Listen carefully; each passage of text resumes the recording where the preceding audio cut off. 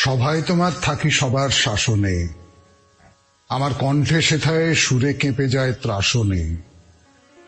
তাকায় সকল লোকে, তখন দেখতে না পাই চোখে, কোথায় অভয় হাসি হাসো আপন আসনে। শরণাগতের উপর তার অভয় হাসি বর্ষিত হোক।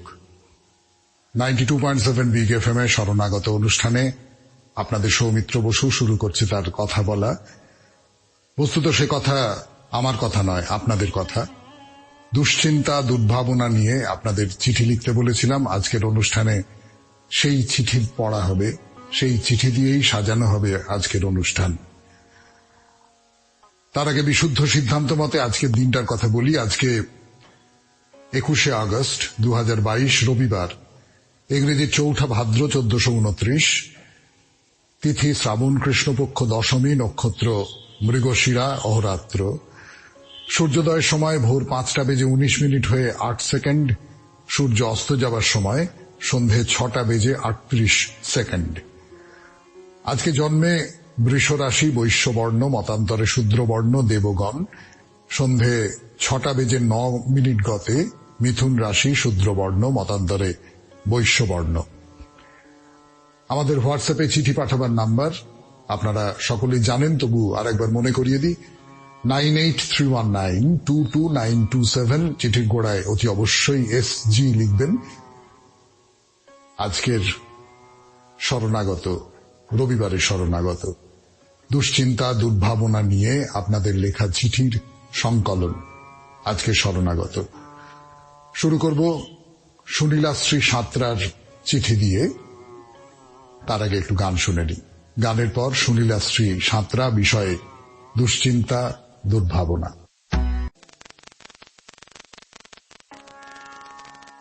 সুনীলাশ্রী সাঁতরার চিঠি হাওড়া থেকে লিখেছেন তিনি। 92.7 বিগ এফএম এ শরণাগত অনুষ্ঠানে সেই চিঠি দিয়ে শুরু করছি রবিবারের আসর। ভোরের নতুন রাঙা হাসি উঠছে, আর একদিকে শরণাগত অনুষ্ঠানে সৌমিত্র দাদা চন্দ্রের জন্ম নিয়ে অপূর্ব ব্যাখ্যা করছেন। অপূর্ব মিলন মেলা বসালেন। মেলায় সৌমিত্র দাদা বিষয় দিলেন দুশ্চিন্তা দুর্ভাবনা, হতাশা থেকে সফল হওয়া। আমাদের নিত্য প্রয়োজনীয় অন্ন, বস্ত্র, বাসস্থান নিয়ে দুশ্চিন্তা থেকেই যায়। আমাদের জীবনে কেউ অর্থ, কেউ ব্যাধি, কেউ আপনজন চলে যাওয়া, সে পুত্র হোক, কন্যা হোক, স্বামী হোক, বা কাজের জায়গা থেকে বেদনাদায়ক ধাক্কা আসে।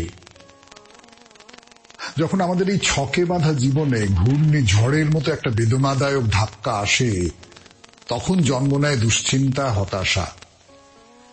আমি আবাসনে আসার পর আমার স্বামীর পা ভেঙে শয্যা নিয়েছে। মেয়ে প্রেসিডেন্সির 2য় বর্ষের MSc ছাত্রী।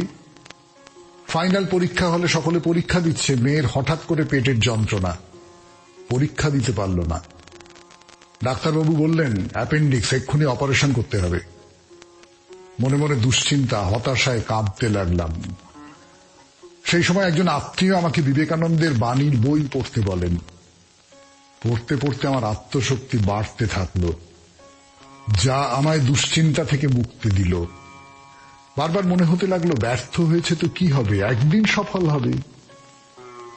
ওর মতে দুর্বলতাই অবিরাম দুঃখ ও উদ্বেগের কারণ, দুর্বলতাই মৃত্যু। বিবেকানন্দ আমাদের যন্ত্রণার মধ্যে আশ্রয় দিয়েছেন, দুঃখের মধ্যে দিয়েছেন আশা, হতাশার মধ্যে সাহস। এই মন্ত্র নিয়ে আমরা সকলে যেন ভালো থাকি। আমার মা গ্রামের শান্ত স্বভাবের মেয়ে ছিলেন। আমরা তখন ছোট্ট। মায়ের কঠিন বুকের অসুখ হলো, মা শয্যাশায়ী, অবিরত চোখের জল পড়ত। আমরা মায়ের দিকে চেয়ে কাঁদতাম, হতাশায় ভরা দু চোখ। ডাক্তারবাবু বললেন ঔষধ খাওয়া শেষ হলে, একটু ভালো হলে রোজ ভোরবেলা গঙ্গায় স্নান করতে যাবেন, ছেলে মেয়েদের নিয়ে, কিন্তু হেঁটে। মা একটু ভালো হলে আমরা মায়ের সাথে গঙ্গায় যেতাম। মা ভালো হয়ে উঠল, আর হতাশা দুশ্চিন্তা সরে গেল, হাসি ফুটল মুখে।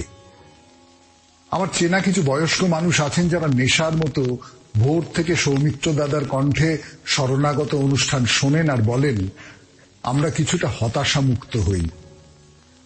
আজ লকডাউন, কোভিড, হতাশা কাটিয়ে যেন একটা শিশুর উষাকাল সুস্থ সবল মানসিকতা সম্পন্ন হয়, যেন হতাশায় না ভরে। সৌমিত্র দাদাকে আমার সশ্রদ্ধ প্রণাম দিলাম। 92.7 বিগ এফএম কে ধন্যবাদ দিলাম। সকলকে ভালো থাকার জন্য ভালোবাসা দিলাম।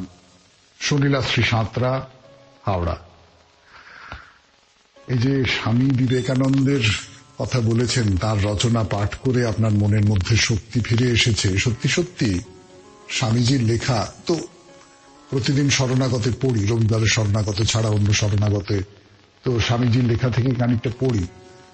পড়ার উদ্দেশ্যটাও কিন্তু তাই আসলে, মানে এই মানুষটি বলি, মানুষের রূপ নিয়েই তো এসেছিলেন। এই মানুষটি এমন সব আশ্চর্য কথা আশ্চর্য ভাবে বলতে পারেন যে কোনো হতাশার মধ্যে থেকে আপনি নিজেকে আবার ফিরে পাবেন, নিজেকে আবার একটা জোরদার জায়গায় নিয়ে যেতে পারবেন। আমাদের পরের চিঠিটি লিখেছেন ডক্টর আলপনা ঘোষ, ফুলবাগান থেকে।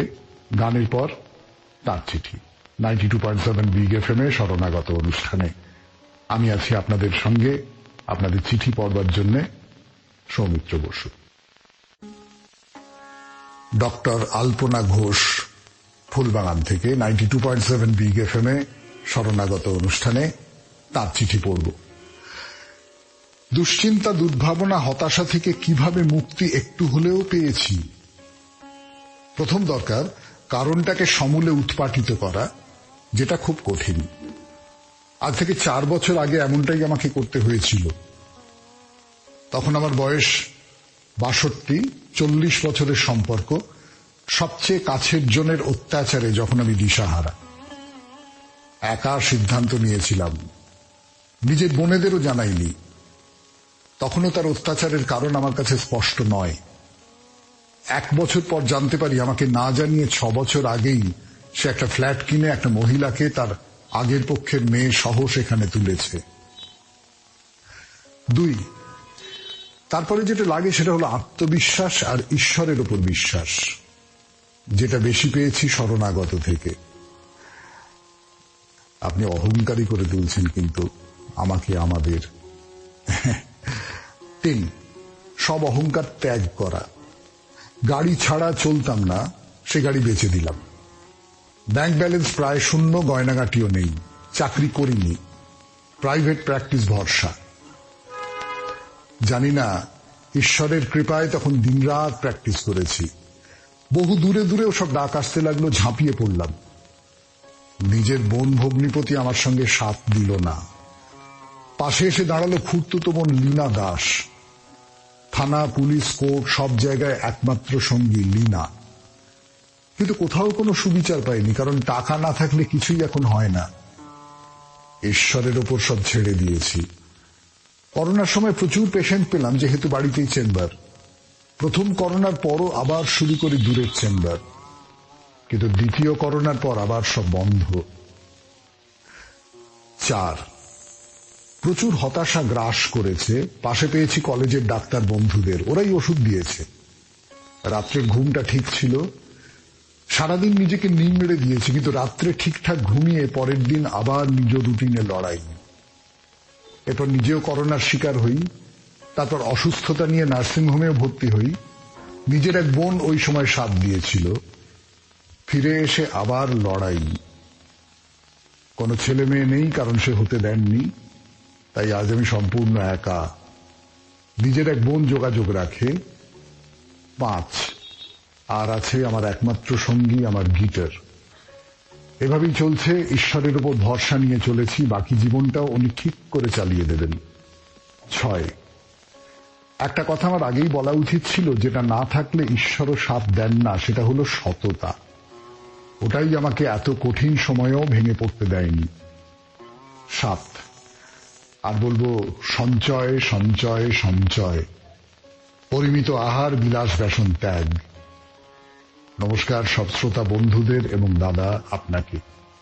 ডক্টর আলপনা ঘোষ, ফুলবাগান। একেবারে নিজের অভিজ্ঞতা থেকে একজন চিঠি লিখছেন এবং সেই চিঠিতে কেমন করে তিনি হতাশা থেকে, দুর্ভাবনা থেকে মুক্তি পেয়েছেন।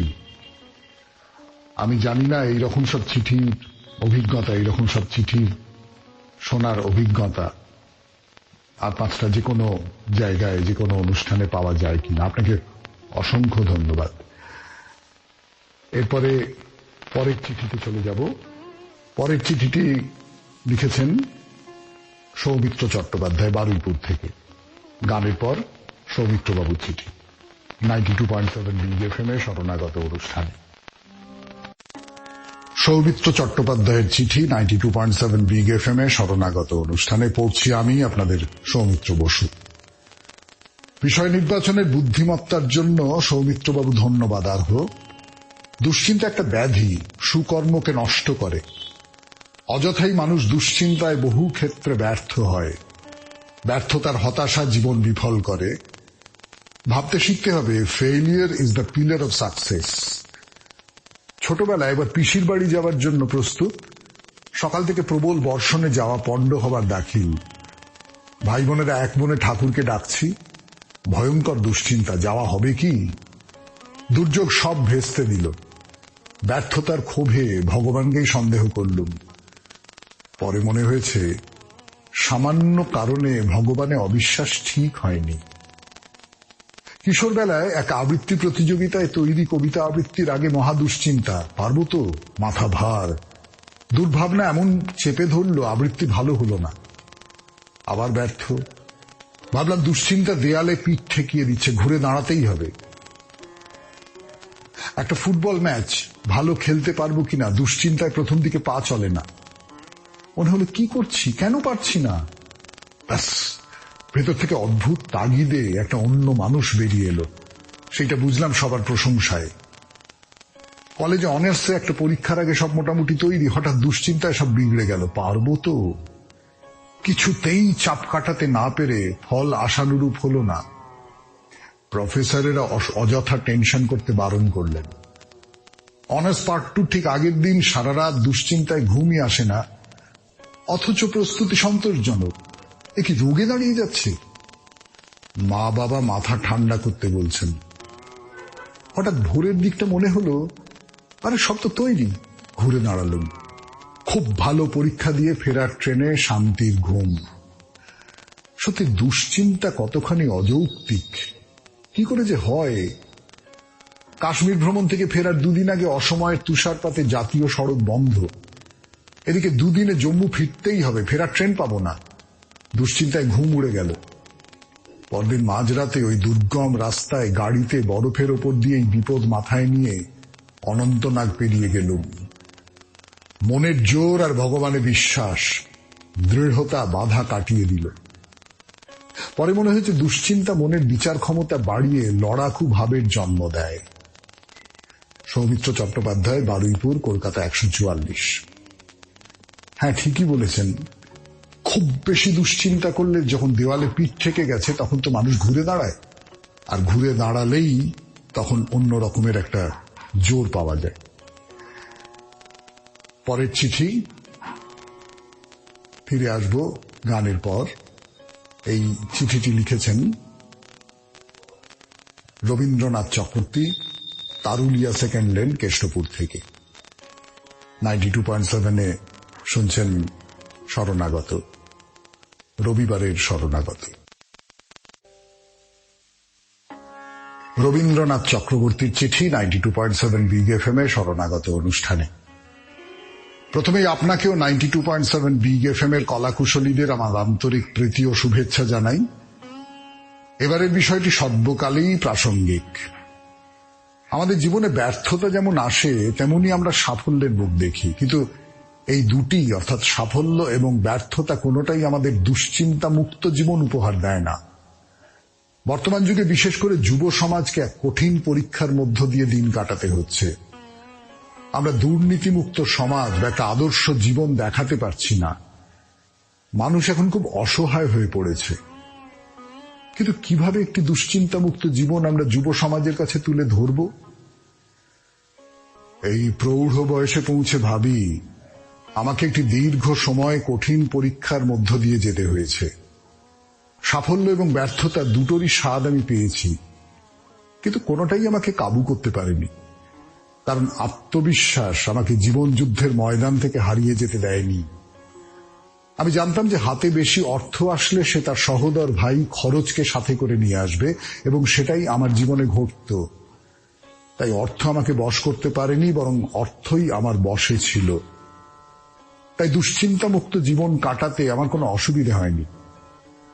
আমার একটা ধারণা জন্মেছিল যে মা শারদা আমার মতো অযোগ্য মানুষকে যেটুকু দিয়েছেন সেটাই আমার জন্য তিনি মেপে রেখেছেন, এবং আমার তাতেই সন্তুষ্ট থাকতে হবে। এখন এই বয়সে পৌঁছে এটুকু ধারণা করবার চেষ্টা করছি, দেহ ধারণ করলেই শোক, রোগ, ভোগ আমি এড়াতে পারবো না। এগুলি সব আমার শরীরের, কিন্তু আমার নয়। আমি আমার শরীরের থেকে আলাদা। কেউ যদি আমায় অপমান করে বা নিন্দা করে, তা আমার মনের, আমার নয়। মন এবং শরীর আমি নই। যুব সমাজের কাছে একটা কথা বলতে চাই, জীবনে যেমন হতাশা আসে তেমনি আলোর শিখাও দেখা যায়। অমাবস্যা যেমন আসে তেমনি আসে পূর্ণিমা। চাই আত্মবিশ্বাস, প্রতিটি কাজে নিষ্ঠা, শ্রদ্ধা। স্বামীজির লেখা নিয়মিত পড়া, ধ্যান, যা প্রতিটি কাজে মনোযোগ বাড়াতে সাহায্য করবে এবং দুশ্চিন্তাকে মোকাবিলা করতে শক্তি দেবে ও সঠিক পথ দেখাবে। নমস্কারান্তে, রবীন্দ্রনাথ চক্রবর্তী, তারুলিয়া, সেকেন্ড লেন, কেষ্টপুর। রবীন্দ্রবাবু, আপনাকেও অসংখ্য ধন্যবাদ। বস্তুত খুব ভালো ভালো চিঠি এসেছে আজকে। এই যে এতজন মানুষ, তারা নিজের নিজের মতন করে হতাশা থেকে মুক্তি পাচ্ছেন, মুক্তি পেয়েছেন, তার উপায়গুলো বলছেন। এটারে খুব, যারা শুনছেন এই অনুষ্ঠান, তাদের কাছে এটা একটা খুব মনে রাখার মতন দিন হয়ে রইল। পরের চিঠিটি লিখেছেন সত্যহরি ভট্টাচার্য, উত্তর বাক্সারা, সাঁতরাগাছি, হাওড়া থেকে। গানের পর সত্যহরি ভট্টাচার্যের চিঠি। ভট্টাচার্যের চিঠি 92.7 বিগ FM এ রবিবারের শরণাগত অনুষ্ঠানে। প্রিয় সৌমিত্রবাবু, আপনার অনুষ্ঠান পরিচালনা এবং চিঠির মাধ্যমে ব্যক্তিগত মতামত জানাবার যে সহজ রাস্তা তৈরি করে দিয়েছেন, তাকে আমি কুর্নিশ জানাই। এবারের বিষয় হতাশা, বঞ্চনা, দুঃখ, দুর্দশা থেকে মুক্তি। আমার মনে হয় এগুলো থেকে একেবারে মুক্তি পাওয়া কারো সম্ভব নয়। যেমন আমি যদি আমার কথাই ধরি, আমি প্রথম জীবনে অনেক কষ্ট ভোগ করেছি। বাবার আয় তেমন না থাকার জন্য মামার বাড়িতে বড় হয়েছি। সেখানে অযত্ন হয়নি, তবুও মা বাবার স্নেহ অন্য জিনিস। মামার সাহায্যে লেখাপড়া যতটুকু করেছি তাতে কিছু চাকরি পেতেই পারি, কিন্তু চাকরি কোথায়? হতাশা গ্রাস করছিল। তারপর যখন একটা সরকারি চাকরি পেলাম, তখন হতাশা থেকে মুক্ত হলাম। তারপর সাংসারিক জীবনে ছেলে মেয়ে যখন বড় হলো, তাদের নিয়ে আবার হতাশা, কি হবে ওদের ভবিষ্যৎ। আবার কখনো স্বস্তি অনুভব করি, ছেলে মেয়ে তো অনেক শিক্ষিত হয়েছে, নিজেদের ভরণ পোষণ ঠিক করতে পারবে। ছেলে অর্ঘ্য আজ স্কুল শিক্ষক, আর মেয়ে অন্বেষা ওকালতি করে। তাহলে কিসের এত হতাশা? আমার দুঃখ হয়, ছোট ভাই বোনদের মানুষ করবার জন্য যথেষ্ট চেষ্টা করেছি, তবুও তারা যখন বলে এ আর এমন কি, তখন দুঃখ হয়। যাই হোক, আমার একটা কবিতা দিয়ে লেখা শেষ করব। হতাশা, বঞ্চনা, নিত্যচিত্ত ক্ষোভ, ক্ষুধিতের ক্ষুধা তাড়না, বেকারির জ্বালা বাড়ায় বিক্ষোভ, অবিচার কুকর্মের লোভ বাড়ায় অত্যাচার, অস্থিরতা বাড়ে চারিদিকে, ঘনায় দুর্ভোগ। হতাশার করো অবসান, তবে লুপ্ত হবে নিত্যচিত্ত ক্ষোভ। নমস্কার নেবেন সত্যহরি ভট্টাচার্য, উত্তর বাক্সারা, সাঁতরাগাছি, হাওড়া। নিজের জীবনে কেমন করে হতাশা এসেছে এবং সেই হতাশা থেকে মুক্তি পেয়েছেন তাই নিয়ে লিখলেন সত্যহরি বাবু। আপনাকে অনেক ধন্যবাদ। 92.7 বিগ FM এ শরণাগত অনুষ্ঠানে এর পরের চিঠিটি লিখেছেন ভারতী শীল, শ্যামসুন্দর পল্লী, শকুন্তলা পার্ক থেকে। ভারতী দেবীর চিঠি 92.7 বিগ FM এ শরণাগত অনুষ্ঠানে গানের পর। পড়ছি ভারতী শীলের চিঠি 92.7 বিগ FM এ শরণাগত অনুষ্ঠানে। রবিবারের শরণাগত, আপনাদের চিঠির শরণাগত। বিষয় ছিল দুশ্চিন্তা, দুর্ভাবনা থেকে মুক্তি। সুপ্রিয় সৌমিত্রবাবু, এই নিয়ে আপনাকে লেখা আমার তৃতীয় চিঠি।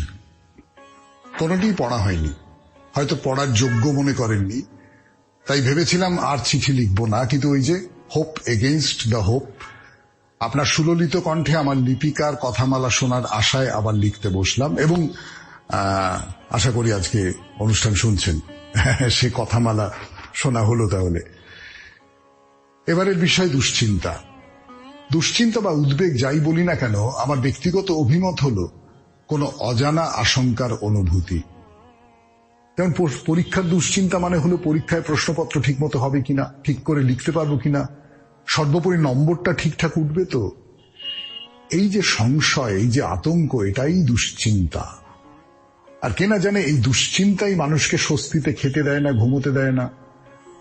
ফল হলো নানা রকমের মানসিক ও শারীরিক ব্যাধির আবির্ভাব। তবে কেউ যদি এই সময় একটু ভরসা দেয়, পিঠে হাতটি রেখে বলে আরে সব ঠিক হয়ে যাবে, তবে মানুষ এই দুশ্চিন্তা থেকে কিছুটা হলেও মুক্তি পায়, কাজে উদ্যম পায়। আমার নিজের জীবনের একটি ঘটনা লিখে চিঠি শেষ করি। সালটি 1984। নাইটে যাদবপুরে মাস্টার্স করতে করতে সরকারি চাকরি পেয়ে চলে গেলুম দিল্লি। ডিরেক্টরেট জেনারেল দূরদর্শনে অ্যাপয়েন্টমেন্ট হলো। নিয়মিত ক্লাস করায় ছেদ পড়ল। প্রিয় বান্ধবী নোট নিত নিচে কার্বন দিয়ে, সেই কার্বন কপি পেস্ট করত, আর কাছাকাছি একটি লাইব্রেরি থেকে বই নিয়ে পড়তুম। তারপর 9 মাস পরে ট্রান্সফার পেলুম কলকাতায়। কিন্তু এখানে এসে যেন অথই জলে পড়লুম। এত পড়া করব কি করে? যাই হোক, মোটামুটি প্রিপারেশন হলো। পরীক্ষাও খুব ভালোই হচ্ছিল। লাস্ট এক্সামের আগের দিন ওয়েস্টার্ন এথিক্স পড়তে গিয়ে দেখছি সব গুলিয়ে যাচ্ছে, কিচ্ছু মনে থাকছে না। বই ছেড়ে উঠে পড়লাম। মাকে গিয়ে বললাম, মা, এবারে আর আমার পরীক্ষা দেওয়া হলো না, আমি কিছু মনে রাখতে পারছি না। মা বললেন, পরীক্ষাটা অফ করিস না, হলে যা, পরীক্ষাটা দিতে তো বস, একবার ট্রাই তো কর। বললাম, পারবো না মা। মা বললেন, বেশ তো, না পারলে সাদা খাতা জমা দিয়ে চলে আসবি। কি আর করা, মাতৃ আদেশ। গেলুম পরীক্ষা দিতে, এবং সব পরীক্ষার থেকে ওই পেপারটি সবচেয়ে ভালো হলো। পরীক্ষা দিয়ে বেরিয়ে বন্ধুদের সঙ্গে আড্ডা দিয়ে বাড়ি ফিরতে একটু দেরি করে ফেলেছিলাম। দেখি মা আমাদের বাড়ির গেটে দাঁড়িয়ে আমার পথের দিকে তাকিয়ে। বুঝলাম আমার দুশ্চিন্তাটা মা নিজের মাথায় নিয়ে দাঁড়িয়ে আছেন, মেয়ের পরীক্ষা কেমন হলো সেই আশঙ্কা নিয়ে। আপনারও শরণাগত সৌমিত্রের সকল শ্রোতা বন্ধুদের জন্য রইল আমার প্রভাতী শুভেচ্ছা ও ভালোবাসা। ভারতী শীল, শ্যামসুন্দর পল্লী, শকুন্তলা পার্ক, কলকাতা 61। হ্যাঁ, আসলে মায়ের অভিজ্ঞতা অনেক বেশি তো, এবং মা অনেক ঠান্ডা মাথায় দেখছেন পুরো ব্যাপারটা, আপনার থেকে খানিকটা দূরে দাঁড়িয়ে দেখছেন। ফলে পরীক্ষার আগের ওই যে ছটফটানি, ও তো আমাদের সকলেরই হয়েছে, এবং আমরা সকলেই আমাদের ছোটদের আবার বলেছি, আচ্ছা ঠিক আছে, দিতে হবে না, তুই যা, গিয়ে সাদা খাতা জমা দিয়ে আসবি, কেমন, কিন্তু পরীক্ষার হলে যা না, গিয়ে বস না, দেখ না, বলছি তো সাদা খাতা জমা দিবি। এটা মা তার অভিজ্ঞতা থেকে বলেছে। তবে ওই সেদিনটা পরীক্ষার পরে দেরি করে আসাটা আপনার একেবারেই উচিত হয়নি, এটা আমি কিন্তু মায়ের পক্ষই নেব। ফিরে আসবো পরের চিঠিতে। পরের চিঠিটি লিখেছেন মিঠু সূত্রধর, শরৎ কলোনি, এয়ারপোর্ট থেকে। ফিরে আসবো গানের পর। মিঠু সূত্রধরের চিঠি, 92.7 বিগ FM এ শরণাগত অনুষ্ঠানে। আমি আপনাদের সৌমিত্র বসু পড়ছি সেই চিঠি। সবাইকে সুপ্রভাত। আমার ছোট মেয়ের বিয়ে মাসখানেক আগের কথা। আমি দুশ্চিন্তা, দুর্ভাবনা, হতাশা নিয়ে দিন কাটাচ্ছি। কি করে কি করব? একটা মেয়ের বিয়ের পরপরই আর একটা মেয়ের বিয়ে, কি করে সব মিটবে, এই চিন্তা সব সময় মাথায় ঘুরতে লাগলো। একদিন আমার এক গুরু বোনের দোকানে কাপড় কিনতে হাজির হলাম। এই দিদি ও দাদা আমার গুরু ভাই বোন। আমার জীবনে ওদের অনেক অবদান আছে। দাদার 2টো কিডনি একসাথে খারাপ হয়ে যাওয়ায় দিদি বাড়ি ঘর গয়না যা ছিল সব বিক্রি করে সর্বশান্ত হয়ে গেছেন। দিদি ও দাদা আমার বড় মেয়ের বিয়েতে অনেক সাহায্য করেছেন, কিন্তু এবার আমি কোনো সাহায্যের জন্য বলতে পারিনি। আমি দিদির দোকান থেকে কিছু কাপড় কিনে যখন বিল দিতে গেলাম, তখন দাদা জরাজীর্ণ শরীরে দোকানের কোণ থেকে বলে উঠলেন, এই টাকা দিতে হবে না, এটা আমি দিলাম। আমি পাথরের মতো দু চোখে জল নিয়ে তাকিয়ে দেখলাম খরচের অভাবে যা চিকিৎসা বন্ধ হয়ে গেছে তার এত মনের জোর। আমি ওর মনের জোরে নিজের মনকে দৃঢ় করে সব হতাশা, দুশ্চিন্তা, দুর্ভাবনা দূরে ঠেলে ধীরে ধীরে মাথা ঠান্ডা করে নির্বিঘ্নে মেয়ের বিয়ে দিলাম। আজ দাদা নেই, চলে গেছেন অনন্ত পারাবারে, কিন্তু ওর কয়েকটি কথার বল আমার সব হতাশা, দুশ্চিন্তা, দুর্ভাবনা দূরে ঠেলে সরিয়ে আমার মনকে শক্ত করে দিয়েছে। যেখানেই থাকুন ভালো থাকুন দাদা। সবাইকে প্রণাম জানিয়ে শেষ করলাম। মিঠু সূত্রধর, শরৎ কলোনি, এয়ারপোর্ট। হ্যাঁ, এইরকম না, এক একটা কথা, এক একটা চোখের তাকানো, এক একটা সামান্য ইঙ্গিত কোথাও জীবনের যে খুব গভীর কোনো একটা উত্তর দিয়ে দেয়, খুব গভীর কোনো প্রশ্নের একটা উত্তর দিয়ে দেয়। এর পরের যে চিঠিটি পড়ব সেটি লিখেছেন দেবমাল্য খাঁ। 92.7 বিগ এফএম এর শরণাগত অনুষ্ঠানে গানের পর দেবমাল্য খাঁর চিঠি। দেবমাল্য খাঁ চিঠি লিখেছেন দুশ্চিন্তা, দুর্ভাবনা নিয়ে, কিন্তু চিঠির শুরুতে এই শরণাগতের বাইরে দূরে প্রসঙ্গে একটা মন্তব্য করেছেন, সেটা বলি। আপনি আমার প্রণাম নেবেন। সত্যি জানতাম না যে সোনার গৌরাঙ্গ আসলে অষ্টধাতুর তৈরি মূর্তি। তবে অষ্টধাতুর মূর্তিকে সোনার গৌরাঙ্গ বলবার চমৎকার ব্যাখ্যাটা আপনার কাছে শুনে খুব ভালো লাগলো। আজকে বিষয় হতাশা, দুশ্চিন্তা। আজ থেকে বেশ কয়েক বছর আগে পর্যন্ত আমি এইসব মানসিক বিকারের শিকার ছিলাম। পরীক্ষার ফলাফল খারাপ হলেই আমি মানসিকভাবে ভেঙে পড়তাম। ভাবতাম আমার দ্বারা কিছুই হবে না, আমি কখনোই জীবনে সফল হতে পারবো না। কিন্তু এই সমস্যা থেকে আমি বেরোবার পথ খুঁজছিলাম। সেই পথের সন্ধান দিয়েছে শ্রীমদ্ ভাগবত গীতা এবং ঠাকুর শ্রী শ্রী রামকৃষ্ণ পরমহংসদেবের বাণী। শ্রীমদ্ ভাগবত গীতায় বলা হয়েছে, ফলাফলের চিন্তা না করে নিরন্তর কর্ম করে যাও। তোমার কর্মে অধিকার আছে, কিন্তু তার ফলে কোনো অধিকার নেই। তাই বর্তমানে কোনো কর্মের কর্মফলের আশা না রেখে কর্ম করার চেষ্টা করি। বর্তমানে হতাশা থেকে এবং নেতিবাচক চিন্তা থেকে অনেকটাই বেরিয়ে আসতে পেরেছি। বর্তমানে হতাশা বা ডিপ্রেশন এক সাংঘাতিক রোগে পরিণত হয়েছে, যার শিকার অনেকেই আত্মহত্যার পথ বেছে নিচ্ছেন। তাই আমার মতে যদি হিন্দু ধর্মগ্রন্থ এবং শাস্ত্র বা যে কোনো ভালো পুস্তক নিয়মিত অধ্যয়ন করে তার সারাংশ যদি গ্রহণ করা যায়, তবে এই রোগ থেকে মুক্তি পাওয়া যাবে। কারণ প্রাচীন ঋষিরা এবং ভগবান আমাদের জীবনকে সঠিক পথে চালনা করবার জন্য এইসব শাস্ত্র এবং গ্রন্থ রচনা করেছিলেন। রামকৃষ্ণদেব বলেছিলেন, টাকা মাটি, মাটি টাকা। তাই আমাদের সর্বদা অর্থের পেছনে না দৌড়ে কিছুটা নিজেদেরও সময় দেওয়া উচিত। এটি দেবমাল্য খাঁ। খুব ভালো চিঠি, এবং সত্যি সত্যি বই একটা আশ্চর্য ব্যাপার, যাতে সমস্ত মানুষের, কত মানুষের জ্ঞান, অভিজ্ঞতা সব একসঙ্গে সংহত হয়ে আছে।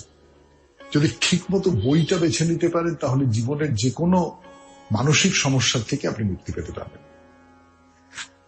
এবারে আজকের শেষ চিঠি। চিঠিটি লিখেছেন রুবি চৌধুরী, শরৎপল্লী, শ্যামনগর, উত্তর 24 পরগনা থেকে। একটা চিঠির আকারে পড়ি। 92.7 বিগ এফএম এর শরণাগত অনুষ্ঠানে। কিন্তু তার আগে একটু গান শুনি। আমাদের আজকের এই রবিবারের শরণাগতের শেষ চিঠি লিখেছেন রুবি চৌধুরী। পড়তে বসেছি সেই চিঠি 92.7 বিগ এফএম এ শরণাগত অনুষ্ঠানে। বন্ধু সুজল আলী, একরাশ উদ্বেগ আর উৎকণ্ঠা নিয়ে যখন তোমাকে দেখতে গেলাম, তখন তোমার নামের পাশে নম্বর দেওয়া, ঠিকানা টাটা মেমোরিয়াল, 34 নম্বর শয্যা। যন্ত্রণা কাতর মুখে মিলিয়ে যাওয়া হাসি, মাঝ সমুদ্রে ঝড় ওঠা দোদুল্যমান তরী। তুমি তো তারই যাত্রী। দুরু দুরু বক্ষে অনেক উদ্বেগ নিয়ে মুখোমুখি হতেই মলিন মুখের হাসিতে পথের সাথীকে চিনে নিতে একটুও কষ্ট হয়নি তোমার। বাড়ি নিয়ে চলো আমায়। কাতর আকুতি। ডাক্তারবাবুও জবাব দিলেন, মাঝে মাত্র একটি দিন, ফিরে এলে তোমার সুইট হোমে ফিরে যাওয়ার জন্যে। ভাবনার সিঁড়ি বেয়ে তখন দৃষ্টি তোমার শূন্যে। তোমার সব আপনজন অনেক কাছে, আর অনেক উৎকণ্ঠায় তোমার প্রিয় বৈতালিকের বন্ধুরা। যাত্রা করলে অনন্ত ধামে, সব উদ্বেগ সব উৎকণ্ঠার অবসান ঘটিয়ে। তোমার শেষ ইচ্ছেকে সম্মান জানিয়ে আমার মুক্তি আলোয় আলোয়, কবিগুরুর গানে আর লাল গোলাপে বন্ধু তোমাকে বিদায়। কে বলে তুমি নেই? তুমি তো আছো, বন্ধু ছিলেও থাকবেও চিরদিন। রুবি চৌধুরী, শরৎপল্লী, শ্যামনগর, উত্তর 24 পরগনা। এই চিঠিটা যে খুব সরাসরি হতাশা থেকে মুক্তির কথা বলছে এমনটা নয়, কিন্তু খুব প্রিয় একজন চলে গেছেন, তারপরেও তাকে মনের মধ্যে রেখে দিয়েছেন একজন। তখন কে বলে গো সেই প্রভাতে নেই আমি, সমস্ত খেলা সাঙ্গ করে সেই আমি আছি। এই যে বিশ্বাস, এই বিশ্বাসও হতাশা থেকে মুক্তির একটা বড় উপায়। শেষ করলাম আজকে শরণাগত। আবার কাল সকালবেলা